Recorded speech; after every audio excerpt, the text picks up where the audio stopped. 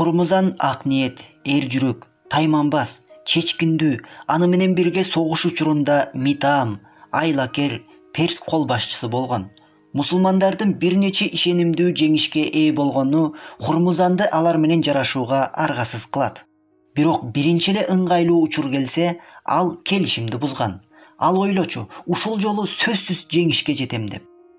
Мусулмандар аны курчап алышканда, ал шаардагы чептердин бирине бекинип алып, мындай дейт. Менин бул жерде жүздөгөн жааларым бар. Анын жок дегенде бири колумда турганда силер мага жакындай албайсыңар. Өзүңөр билгендей, мен көзгө атаар мергенмин. Мени колго түшүргөндөн эмне пайда табасыңар? Анын ордуна силердин 100 адамыңарды өлтүрүп, жарадар кылам. Мусулмандар сурашат. Каалаганың эмне? Мен бир шарт менен ылдый түшөм. Силер мени Умар халифиңерге жеткиргиле. Ал эмнени кааласа, мага ошондой амал кылсын деп жооп берет. Болуптур, сен айткандай болсун. Ошондо ал жаасын жерге таштап, мусулмандарга түшүп келет. Алар аны байлап, бир топ баатырлардын коштоосунда Мединага жөнөтүшөт. Алардын башында Анас ибн Малик, Алланын элчисинин кызматчысы, жана Ахнаф ибн Кайс, Умардын дилгир окуучусу турган. Делегация Хурмузанды тезирээк Мединага жеткирип, мусулмандардын падышасын жеңиш жөнүндөгү кабар менен кубантуу үчүн ашыгып келе жатышты. Алар казынага аскердик олжонун 5тен 1 бөлүгүн ала кетишти. Ошентип алар ишенимден кайткан, убадасында турбаган Хурмузанды халифке алып келишти. Шаардын четине келгенде мусулмандар Хурмузанды даярдап, алтын жиптер менен тигилген парча чапанын кийгизишти. Башына бермек жана асыл таштар чегерилген таажы кийгизип, колуна асыл таштар менен кооздолгон хан таягын беришти. Шаарга кирери менен аларды карысы да, жашы да карап калды. Алар туткунду карап, анын келбетине таң калышты. Хурмузанды коштоп жүргөндөр Умардын үйүнө алып келишти. Бирок ал жок экен. Ал делегацияны тосуу үчүн мечитке кетти деп айтышты. Алар мечитти көздөй бет алышты. Ал жактан да Умарды табышкан жок.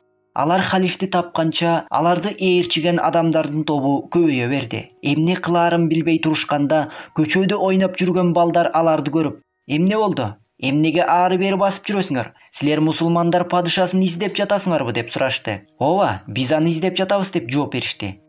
Ал мечиттин оң тарабында чапанын жазда уктап жатат дешти. Умар разияллаху анху Куфадан келчү делегацияны тосуу үчүн баш кабы бар чапанын кийип келген. Алар кеткенден кийин аны чечип, башына жөлөп эс алуу үчүн жаткан эле. Хурмузанды коштоп жүргөндөр балдар айткан мечиттин тарабына бет алышты. Халифтин уктап жатканын көрүп, жанына туткунду отургузуп, нарыраак жерге жайланышты. Хурмузан арабча такыр түшүнчү эмес. Бул мечитте уктап жаткан адам мусулмандар падышасы Умар ибн Хаттаб экени анын оюна да келген эмес.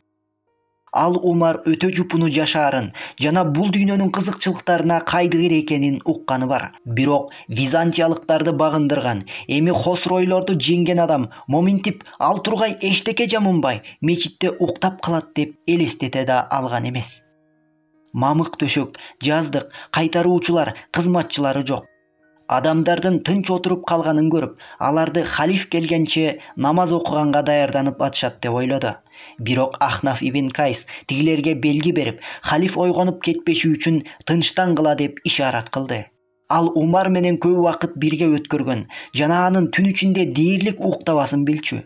Ал же Кудайга жалынып отурчу, же жөнөкөй кийинип алып, шаар аралап, карамагындагылардын жашоосуна байкоо салчу. Же мусулмандардын үйлөрүн чакырылбаган меймандардан кайтарчу. Ахнафтын ишараттары Хурмузандын көңүлүн өзүнө бурду. Ал Мугира ибн Шубага кайрылды. Ал перс тилин билет эле. "Бул уктап жаткан ким?" "Умар" деп жооп берди Мугира. Хурмузан таң калганынан оозу ачылып, анан кыйкырып жиберди. "Умар? Анын жансакчылары, дарбазачылары кайда?" Мугира: "Анын жансакчылары, дарбазачылары жок" деди. Хурмузан айтты: "Ал пайгамбардын өзү го?" Мугира жооп берди: "Жок, ал болгону өзүн пайгамбардай алып жүрөт. Мухаммед саллаллаху алейхи вассаламдан кийин эми пайгамбар болбойт." Акырындап мечитке элдер тола баштады. Алардын үнүнөн Умар ойгонуп кетти. Ал отуруп элдерди кыдырата таң кала карады. Анан өзүнүн маңдайында отурган, күнгө чагылган таажысын кийген, көркү менен адамдын көзүнүн жоосун алган перс аскер башчысын көрдү. Умар жакшылап карап, анан сурады: "Хурмузан?" Ахнаф жооп берди: "Ооба, мусулмандардын падышасы." Умар Хурмузандын үстүндөгү алтын, бермет, асыл таштарды, жибекти көрүп жүзүн бурду. "Аллахтан сурайм, тозоктон сакта. Бул дүйнөгө каршы турууга жардам сурайм. Бизди исламдын алдына тизе бүктүргөн Аллага мактоолор болсун. О мусулмандар, өз диниңерди бекем кармангыла, өзүңөрдүн пайгамбарыңардын жолун жолдогула. Ылайым бул дүйнө силерди текебер кылып салбасын. Ал өзүнө кызыктырат." Ал сөзүн бүткөндө Ахнаф ибн Кайс мусулмандардын жеңиши туурасында жакшы кабарды угузду. Аллах мусулмандардын колуна өткөрүп берген аскердик олжо туурасында да кабар берди. Ал дагы минтип айтты: "О мусулмандардын падышасы, Хурмузан бизге анын тагдырын сени гана чечсин деген шарт менен туткунга түшүп берди. Кааласаң аны менен сүйлөш."